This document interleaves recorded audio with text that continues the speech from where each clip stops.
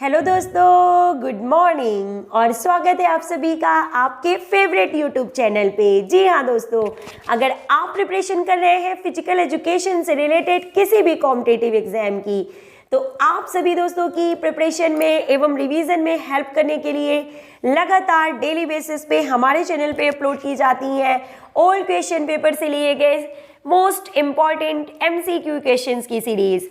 तो दोस्तों आज की वीडियो बहुत ही स्पेशल है आप सभी साथियों के लिए, अगर आप किसी भी एग्जाम की प्रिपरेशन कर रहे हैं, क्योंकि आज के इस वीडियो में हमने शामिल किया है DSSB 2021 TGT physical education paper. जी हाँ दोस्तों, लेटेस्ट क्वेश्चन पेपर DSSB का जो latest previous year question paper है वो आज के इस वीडियो में हम आपके लिए लेके आ गए हैं। और वीडियो बहुत ही हेल्पफुल है, बहुत ही इंपॉर्टेंट है। 2 to 3 पार्ट्स में हम इस वीडियो को कवर करेंगे, क्योंकि पूरे 100 क्वेश्चंस होते हैं दोस्तों, आपको पता है। तो 3 पार्ट्स में हम इस वीडियो को हम इस पेपर को सॉल्व करेंगे, ताकि आप थोड़े थोड़े क्वेश्चंस को सॉल्व करते रहें और अपनी तैयारी करते रहें। तो स्टार्ट करते हैं क्वेश्चन नंबर 1 से। खेल चोटों की रोकथाम में से निम्नलिखित में से कौन से महत्वपूर्ण कारक हैं? तो सभी ऑप्शंस को ध्यान से पढ़िए। ऑप्शन नंबर 1 हेलमेट, नंबर 2 वस्त्र और नंबर 3 जूते। तो देखिए, अगर बात की जा रही है खेल चोटों की रोकथाम के लिए, स्पोर्ट्स इंजरी की रोकथाम, यानी कि हम प्रिवेंशन जो करें कैसे करें, तो उसके लिए महत्वपूर्ण फैक्टर्स कौन कौन से हैं? तो सभी जो कि हेलमेट, जूते और वस्त्र होते हैं, सभी जो होते हैं ये तीनों किसी ना किसी रूप में इंजरी से हमें प्रोटेक्ट करने का काम करते हैं और ये हेल्पफुल होते हैं। तो ऑप्शन नंबर बी यहाँ पे सही है, ए, यानी कि 1, 2 एंड 3 तीनों ही यहाँ पे करेक्ट आंसर है। नेक्स्ट, निम्नलिखित में से कौन सा व्यक्ति शारीरिक शिक्षा में सामान्य स्कूली पाठ्यक्रम को आगे बढ़ाने में असमर्थ है? तो पहले क्वेश्चन को समझ लीजिए कि ऐसा कौन सा व्यक्ति है, किस तरह के व्यक्ति या इंडिविजुअल्स होते हैं जो कि स्कूलों में स्कूल क्यूरिकुलम को जो सामान्य स्कूल क्यूरिकुलम को आगे बढ़ाने में हेल्पफुल नहीं होते हैं, यानी उनका रोल नहीं होता है। तो ऑप्शन नंबर 1 देखिए क्या है यहाँ पे, स्थायी हृदय रोग से ग्रस्त व्यक्ति, यानी कि फिजिकली फिट नहीं है जो, तो ये भी जो है नहीं होंगे समर्थ, यानी कि ये असमर्थ की श्रेणी में आते हैं। हड्डी रोग दोष से ग्रस्त व्यक्ति, ये भी असमर्थ होंगे क्योंकि ये भी पूरी तरीके से स्वस्थ नहीं है। और तीसरा, शारीरिक रूप से विकलांग व्यक्ति।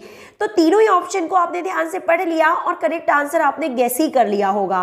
फर्स्ट, सेकेंड एंड थर्ड तीनों ही तरह के व्यक्ति जो है वो सामान्य स्कूली पाठ्यक्रम को आगे बढ़ाने में असमर्थ है। नेक्स्ट क्वेश्चन, शरीर रचना यानी कि एनाटॉमी को 2 भागों में विभाजित किया गया है। तो study of the internal structure of the human body, यानी कि मनुष्य के सभी आंतरिक अंगों की संरचना का अध्ययन करना शरीर रचना विज्ञान कहलाता है दोस्तों, और इसे 2 भागों में विभाजित किया गया है।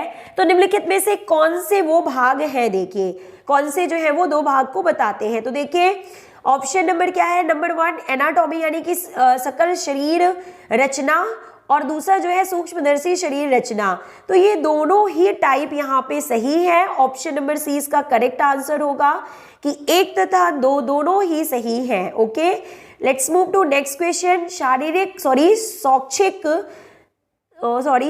शैक्षिक स्वास्थ्य विज्ञान होगा यहाँ पे। शैक्षिक स्वास्थ्य विज्ञान के विभाजनों के संदर्भ में निम्नलिखित में से कौन सा संयोजन सही नहीं है, ये यहाँ पे बोला जा रहा है। ओके, और देखिए क्या है यहाँ पे करेक्ट आंसर, आपको बता दें option number D is correct here, यानी कि नेत्र विशेषज्ञ, सर्जन और शारीरिक शिक्षा ये यहाँ पे सही नहीं है। हेल्थ एजुकेशन यानी कि स्वास्थ्य विज्ञान के संदर्भ में बात की जा रही है। तो देखिए कौन कौन से सही ऑप्शन है कि आसन और सुधारात्मक व्यायाम का संबंध शारीरिक शिक्षा से है, ये सही है। स्वच्छ शौचालय सीटें विद्यालय स्वच्छीकरण से संबंधित है, ये भी सही है। नर्स और डॉक्टर का संबंध चिकित्सा पर्यवेक्षण से है, ये सही है। लेकिन जो 4th नंबर ऑप्शन दिया हुआ है कि नेत्र विशेषज्ञ सर्जन शारीरिक शिक्षा से संबंधित है, तो ये यहाँ पे सही नहीं है। Let's move to next question. एक पूर्व प्रतियोगिता भोजन के लिए निम्नलिखित में से कौन से महत्वपूर्ण दिशा निर्देश हैं? तो क्वेश्चन आपके समझ में आ गया होगा कि प्रतियोगिता पूर्व जो भोजन लिया जाता है, प्रतियोगिता पूर्व जो भोजन लिया जाता है या लेना चाहिए खिलाड़ियों को, तो उसमें कौन से महत्वपूर्ण दिशा निर्देश शामिल होते हैं, ये पूछा जा रहा है। तो देखिए ऑप्शन नंबर ए यहाँ पे सही है, यानी कि 1, 2 और 3 तीनों ही सही हैं।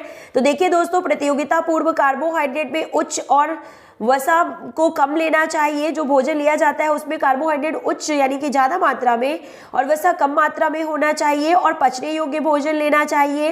प्रतियोगिता से पहले 1 घंटे के भीतर मीठे पेय से बचना चाहिए और भोजन के पाचन के लिए पर्याप्त समय दें, यानी कि थोड़ा पहले से ही भोजन ले लें। यह बड़े भोजन के लिए 3 से 4 घंटे और छोटे भोजन के लिए 2 से 3 घंटे का समय होता है, यानी कि भोजन जो है वो प्रतियोगिता से कुछ 2 से 3 घंटे पहले ही ले लेना चाहिए। तुरंत पहले प्रतियोगिता के हमें ज़्यादा हैवी डाइट नहीं लेनी चाहिए दोस्तों, जो कि पच ना सके और आप अच्छा परफॉर्मेंस ना कर सके। तो ये यहाँ पे सही आंसर है। तो फ्रेंड्स, काफ़ी इंपॉर्टेंट क्वेश्चन की सीरीज है आप सभी दोस्तों के लिए, इसलिए आप वीडियो को पूरा और लास्ट तक जरूर देखिएगा। मूव करते हैं क्वेश्चन नंबर 6 की तरफ कि बल कारक व्यायाम के बारे में निम्नलिखित में से कौन सा कथन सही नहीं है। और ऑप्शन देखिए क्या है। नंबर 1 कि इन व्यायामों में सममितीय, समपरासारी और समगतिक तकनीक शामिल है, यानी कि आइसोमेट्रिक, आइसोटोनिक और आइसोकाइनेटिक तकनीक शामिल होती हैं। ये जो है बल कारक व्यायाम के लिए जो है ये सही है, ये तो सही है यहाँ पे देखिए ऑप्शन। और क्वेश्चन में पूछा गया है कि कौन सा कथन जो है वो सही नहीं है, तो ऑप्शन नंबर बी यहाँ पे सही है। देखिए ऑप्शन नंबर बी में कहा गया है कि ये व्यायाम संधि कोण जिस पर संकुचन किया जाता है कि मांसपेशियों को कमजोर करते हैं। तो ये देखिए, ये मांसपेशियों को कमजोर करते हैं, इस वर्ड को देख के, इस सेंटेंस को देख के आप समझ ही गए होंगे कि यही कथन है जो यहाँ पे गलत है और सही नहीं है। ओके, मूव करते हैं हम नेक्स्ट क्वेश्चन की ओर कि मालिश करते समय यानी कि मसाज करते समय निम्नलिखित में से कौन सा महत्वपूर्ण विचार नहीं है। ऑप्शन नंबर बी यहाँ पे सही है। मालिश थपथपाने से शुरू और खत्म नहीं होनी चाहिए, ये बिल्कुल गलत है, ये सही नहीं है, क्योंकि आप सभी को पता है दोस्तों कि मालिश हमेशा थपथपाने से शुरू और खत्म होनी चाहिए, ये सही होना चाहिए। और इसके अलावा देखिए, मालिश दर्दहीन होनी चाहिए और मालिश का जो दबाव होता है वो शिरा प्रवाह के अनुरूप होना चाहिए और बल लगाने की जो दिशा है वो मांसपेशी फाइबर की दिशा में होनी चाहिए। तो ये सभी चीजें मालिश से या मसाज से रिलेटेड यहाँ पे सही है, ऑप्शन नंबर बी गलत है। नेक्स्ट क्वेश्चन, निम्नलिखित में से कौन सी तकनीक निर्जलीकरण यानी कि डिहाइड्रेशन से जुड़ी है और एथलेटिक प्रदर्शन को डायरेक्टली अफेक्ट करती है। ऑप्शन नंबर सी यहाँ पे सही है। 1, 2, 3 तीनों ही ऑप्शन सही हैं, यानी कि डायूरेटिक्स मूत्रवर्धक का प्रयोग करना, सोना बाथ और कैथेटिंग्स या प्रेरित उल्टी जिसे कहते हैं। तो ये तीनों जो है ये डिहाइड्रेशन से रिलेटेड है। इन तीनों ही विधियों से जो है शरीर में पानी की कमी हो जाती है और एथलीट्स के प्रदर्शन को ये प्रभावित करती है। ये तीनों ही बातें जो है या फैक्टर है वो प्रभावित करते हैं। मूव करते हैं नेक्स्ट क्वेश्चन की ओर। निम्नलिखित में से कौन से कारक मांसपेशियों के टूटने के लिए उत्तरदायी है, यानी कि रप्चर ऑफ मसल्स की बात यहाँ पे की जा रही है। रप्चर मीन्स मांसपेशियों का टूटना। तो देखिए क्या है correct answer, option number D. 1, 2 and 3 तीनों ही सही है यहाँ पे, यानी कि कमजोर मसल्स, वीक मसल्स के केस में ऐसा होता है। शांत मांसपेशी और लंबे समय तक ठंड के संपर्क में रहने से मांसपेशियों के रप्चर की प्रॉब्लम हो सकती है। तो दोस्तों, आप ही के लिए ये वीडियोस प्रोवाइड किए जाते हैं और आपके लिए इतनी मेहनत की जा रही है, तो आप सभी वीडियोस को पूरा और लास्ट तक जरूर देखा कीजिए और अपने दोस्तों को शेयर करना बिल्कुल ना भूलें। निम्नलिखित में से कौन सा संतृप्त वसा का स्रोत है, यानी कि सेचुरेटेड फैट का स्रोत निम्न में से कौन सा है। Option number A is correct here, दूध, milk is correct answer. Next question is asking कि निम्नलिखित में से कौन से कंकाल तंत्र के कार्य हैं। ये जो ऑप्शंस दिए इनमें से कौन से स्केलेटल सिस्टम के फंक्शंस के रूप में जाने जाते हैं। ऑप्शन नंबर 1 सही है कि 1, 2 और 3 तीनों ही यहाँ पे स्केलेटल सिस्टम के फंक्शन के रूप में जाने जाते हैं। नंबर 1 फंक्शन शरीर को सहारा देना और सुरक्षा प्रदान करना स्केलेटल सिस्टम का मुख्य फंक्शन होता है दोस्तों। गमन यानी कि ट्रांसपोर्टेशन या आप कह सकते हैं लोकोमोशन। गमन का मतलब होता है कि लोकोमोशन यानी कि चलने में हमें हेल्प करते हैं, बिल्कुल सही है, क्योंकि जो वर्टिब्रल कॉलम पाई जाती है जो कि स्केलेटल सिस्टम का मुख्य पार्ट है, तो वो हमें सीधा खड़ा होने, दौड़ने, खड़े होने, चलने और गमन की बात जो कही गई है, चलने में मदद करती है वर्टिब्रल कॉलम, उसी के सहारे हम सीधे खड़े हो पाते हैं, बैठ पाते हैं और चल पाते हैं। और रक्त कोशिकाओं का उत्पादन करना, तो जो बोन मैरो होता है हमारे बॉडी में, आपको पता है, तो वो बोन मैरो जो है वो ब्लड सेल्स का प्रोडक्शन करता है। तो इसलिए ये तीनों ही ऑप्शन यहाँ पे सही है। मेगा इवेंट रणनीति में शहरों के शामिल होने के पीछे निम्नलिखित में से कौन से कारण है? ओके, मूव करते हैं ऑप्शंस की ओर और देखिए क्या करेक्ट आंसर है यहाँ पे। Option number B is correct here, 1 और 2 दोनों ही सही है। यानी कि शहर के नेता ओलंपिक खेलों को कूटनीतिक शर्तों, कम लागत पर क्षेत्रीय, राष्ट्रीय और अंतर्राष्ट्रीय मीडिया प्रदर्शन हासिल करने के अवसर प्रदान करने के रूप में देखते हैं। और नंबर 2 की ओलंपिक की मेजबानी को पर्यटन और पर्यटन राजस्व के लिए एक वरदान के रूप में उचित ठहराया जा सकता है। तो ये दोनों ही ऑप्शन सही हैं। मेगा इवेंट रणनीति में शहरों के शामिल होने के पीछे। आई होप आपको क्वेश्चन समझ में आ गया होगा। मूव करते हैं नेक्स्ट क्वेश्चन की ओर कि एक मानव शरीर में कई तत्व होते हैं, निम्नलिखित में से कौन सा सबसे प्रचुर मात्रा में पाया जाता है? Option number C is correct here, oxygen. Oxygen जो है सबसे ज्यादा मात्रा में मानव शरीर में पाया जाता है। बॉडी मास इंडेक्स यानी कि BMI की गणना किस सूत्र के द्वारा की जाती है? Option number A is correct here, वजन किलोग्राम में यानी कि weight in kilogram upon height in metre square. Height का स्क्वायर यानी कि जितना वेट होता है इंडिविजुअल का वो किलोग्राम में, और उसको डिवाइड किया जाता है जो इंडिविजुअल की हाइट होती है उसके स्क्वायर को, जो कि मीटर में मापी जाती है। तो हाइट स्क्वायर को वेट से डिवाइड करने से हमें बॉडी मास इंडेक्स मिलता है। ये मोटाई को मापने का एक पैमाना होता है। तो ये आप इसे रिवाइज कर लीजिएगा। मूव करते हैं नेक्स्ट क्वेश्चन की ओर कि शारीरिक शिक्षा में लड़की के कार्य के लिए विभाग के आयोजन में निम्नलिखित में से कौन से महत्वपूर्ण मूल्य या मूल्यों को ध्यान में नहीं रखना होता है? अगर बात की जा रही है एक गर्ल प्लेयर की कि एक लड़की के कार्य के लिए विभाग के आयोजन में अगर आयोजन किया जाना है, गर्ल्स के लिए कुछ स्पर्धाएं कराई जानी है, तो कौन से मूल्यों को ध्यान में नहीं रखना चाहिए या क्राइटेरिया में शामिल नहीं होते हैं या ऐसी कोई प्रॉब्लम नहीं होती है किसकी वजह से? देखिए तो ऑप्शन नंबर यहाँ पे ए इज करेक्ट हियर, ना ही 1 और ना ही 2। मतलब कि महिलाओं को लड़कियों की कक्षाओं को पढ़ाना चाहिए और लड़कियों की एथलेटिक टीमों को प्रशिक्षित करना चाहिए। तो ये तो सही है कि जो महिलाएं होती हैं,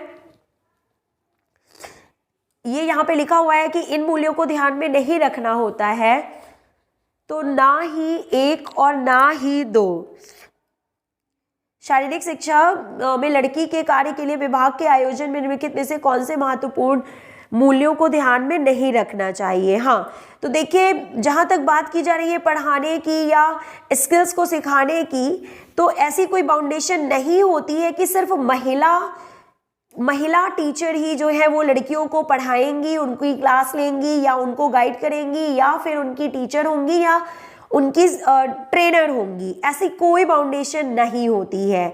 नंबर 2 कि व्यायामशाला में खेल के मैदान पर एथलेटिक क्षेत्र में गतिविधियों को लड़कियों के विशिष्ट मानकों और उपलब्धि के विचार के इर्द गिर्द आयोजित किया जाना चाहिए। यानी कि एक लिमिटेशन होनी चाहिए कि खेल के मैदान में कि अगर जो गर्ल एथलीट हैं तो उनके लिए पर्टिकुलर स्टैंडर्ड होंगे, उनके लिए अलग से जो है स्टैंडर्ड को जो है अपनाना होगा और सिर्फ उन्हीं स्टैंडर्ड या उन्हीं पॉइंट्स के इर्द गिर्द ही पूरी प्रतियोगिता का आयोजन किया जाना चाहिए। तो ये भी यहाँ पे सही नहीं है। यानी कि ना ही 1 और ना ही 2, इन दोनों ही बातों को ध्यान में रखना कोई बहुत ज़रूरी नहीं होता है, क्योंकि दोनों ही बातें यहाँ पे सही नहीं है लड़कियों के लिए विभाग के आयोजन के लिए। क्योंकि प्लेयर का मतलब होता है प्लेयर, उसमें आप या तो मेन हो या वोमेन हो, और कंपटीशन का मतलब कंपटीशन जिसके रूल्स एंड रेगुलेशन सभी के लिए बराबर होते हैं। और ट्रेनर या कोचेस का मतलब होता है ट्रेनर या कोचेस। इससे कोई फर्क नहीं पड़ता कि वो महिलाओं को ट्रेनिंग दे रहे हैं या पुरुषों को ट्रेनिंग दे रहे हैं, बॉयज़ हैं खिलाड़ी या फिर गर्ल्स हैं। तो ये बातें गलत है यहाँ पे। मूव करते हैं हम नेक्स्ट क्वेश्चन की ओर कि स्वास्थ्यकर होने के लिए व्यायाम में क्या विशेषता होनी चाहिए?